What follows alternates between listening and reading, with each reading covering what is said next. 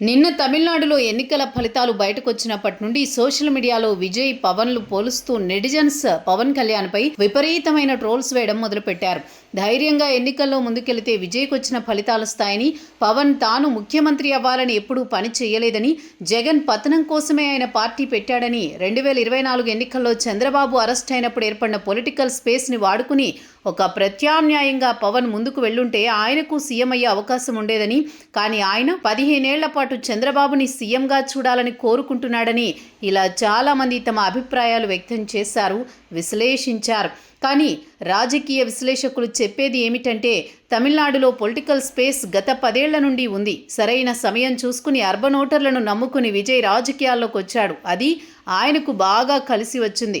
ఆంధ్రప్రదేశ్ రాజకీయాలందుకు పూర్తిగా భిన్నం. తెలుగుదేశం పార్టీ, వైసీపీలకు సంస్థాగత ఓటు బ్యాంకు 35% వరకు ఉంటుంది. కరడు గట్టిన ఓటు బ్యాంకు అది.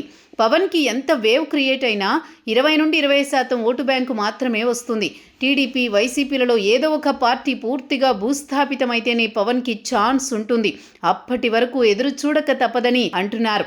2024 ఆంధ్రప్రదేశ్ ఎన్నికల్లో పవన్ వేవ్ కారణంగా యూత్ ఓటర్లు కూటమి వైపు మొగ్గు చూపారు. పవన్ వేవ్ కారణంగా ఖచ్చితంగా 20% ఓటు బ్యాంకు కూటమికి అదనంగా తోడైంది.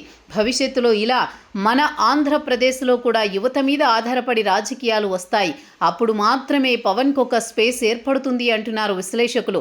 తమిళనాడులో విజయ్కి ఆ స్థాయి ఓటింగ్ రావడానికి కారణం అర్బన్ ప్రాంతాల్లో ఉన్న యువతే. అలాంటి యువత మనకు కూడా చాలామంది ఉన్నారు. కానీ అది ఒంటరిగా ఎన్నికల్లో పోటీ చేసి గెలిచేంత రేంజ్లో కాదని అంటున్నారు. అలాంటి రోజు రావాలంటే పవన్ 2034 వరకు ఎదురు చూడక తప్పదని అంటున్నారు రాజకీయ విశ్లేషకులు.